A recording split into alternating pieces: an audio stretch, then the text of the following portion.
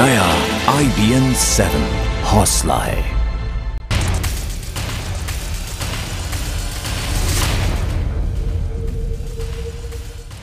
आप है IBN 7 के साथ और आइए शुरुआत करते हैं सुपर 50 की। शनिवार को नेपाल में आए भूकंप की त्रासदी 1934 की आपदा से भी बड़ी होती नजर आ रही है। 1934 में मरने वालों का आंकड़ा 8000 था, जबकि शनिवार को आए भूकंप में 10,000 से ज्यादा लोगों के मरने की आशंका है। भूकंप की त्रासदी में घायलों की संख्या भी लगातार बढ़ रही है। अब तक घायलों की संख्या 8000 के पार पहुंच चुकी है। जैसे जैसे मलबा हटेगा और दूर दराज के इलाकों में राहत कार्य शुरू होगा, इसमें हताहतों की संख्या और बढ़ने की आशंका है। भूकंप से तबाह हुए नेपाल में राहत बचाव का काम जोरों पर है, इस उम्मीद में कि शायद 4 दिन बाद भी किसी की जिंदगी बचाई जा सके, लेकिन अब इसकी उम्मीद हर बीते दिन के साथ कम होती जा रही है। राहत बचाव कार्य में मौसम बड़ी मुश्किलें खड़ा कर रहा है। हर रहकर यहाँ पे होती बारिश से राहत का काम बार बार रुक रहा है। तबाही के 4 दिन बाद नेपाल में जिंदगी पटरी पर लौटने लगी है, लेकिन लोगों को जिंदगी के सामान्य जरूरतों के लिए जूझना पड़ रहा है। ना तो पीने को पानी मिल रहा है और ना ही खाना। नेपाल में भूकंप के बाद बेहाल लोगों को रोजमर्रा की चीजों के लिए जूझना पड़ रहा है। वहां कई चीजों के दाम आसमान छू रहे हैं और कालाबाजारी जोरों पर है। सब्जी, खाने पीने की चीजें सभी के लिए लोगों को भारी दाम चुकाना पड़ रहा है। यहां तक कि पीने के पानी की एक बोतल 100 रुपए में मिल रही है। पेट्रोल पंपों पर लंबी लंबी कतारें हैं। जहां कहीं पानी के टैंकर पहुंच रहे हैं, वहां लंबी लंबी लाइनें हैं। लोग घंटों इंतजार कर रहे हैं। अस्पताल में मरीजों की भीड़ संभालना मुश्किल है। डॉक्टर और दवाइयों की कमी है। अस्पतालों का भी बुरा हाल है। कई अस्पतालों में तो डायरिया फैलने की खबरें हैं। राहत शिविरों में छोटे छोटे बच्चे भी बारिश में भीगते हुए लाइनों में खड़े नजर आ रहे हैं। राहत के काम में लगे नेपाल सेना और दूसरे देशों की सेना बचाव कर्मी मलबों में लगातार शवों को और जिंदा को निकालने की कोशिश में है। बड़ी बड़ी मशीनों से कंक्रीट को काटकर लोगों तक पहुंचने की कोशिश है।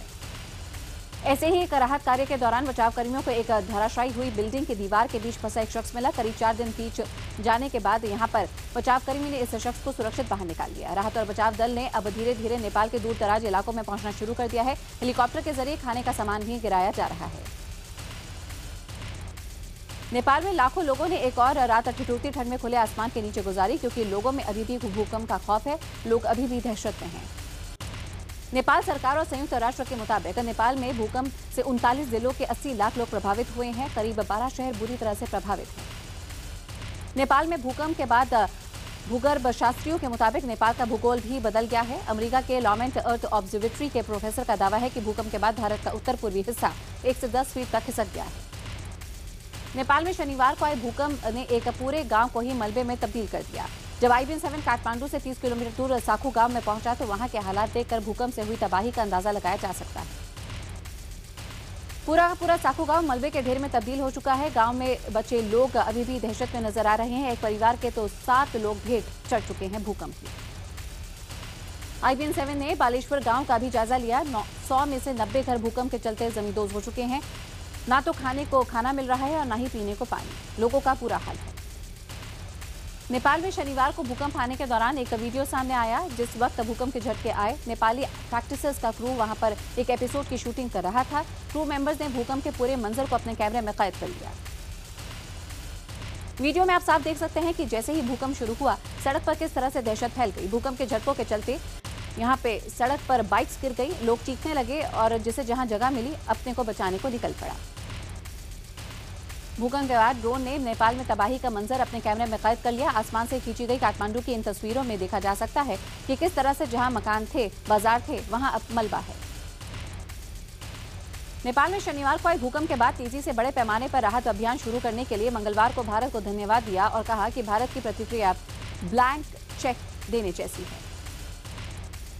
नेपाल के बेहद अहम अखबार अन्नपूर्णा टाइम्स ने दावा किया है कि चीन नेपाल को भारत की सक्रिय मदद से खफा हो गया है। अखबार का दावा है कि चीन ने नेपाल सरकार से भारत के विमान और हेलीकॉप्टरों की उड़ान पर एतराज जताया है। अखबार का दावा है कि चीन ने नेपाल से कहा है कि वो भारत से कहे कि राहत के नाम पर उसकी हवाई सीमा में अपने हेलीकॉप्टर और हवाई जहाजों का उड़ाना बंद करे। पश्चिम बंगाल के दुर्गापुर में एक काली मंदिर जमीन के अंदर समा गई। घटना के बाद से लोगों के अंदर भारी दहशत है। मंदिर के जमीन में धंसने की खबर मिलते ही आसपास के इलाकों को खाली कराया गया है। छत्तीसगढ़ के इकलौते और सबसे कम उम्र के पर्वतरोही राहुल गुप्ता सुरक्षित हैं। वे पर्वतारोहण के लिए हिमालय में गए थे और उन्होंने अपने सकुशल होने की जानकारी दी है। अब तक उन्होंने 7 बार भूकंप के झटके महसूस किए हैं।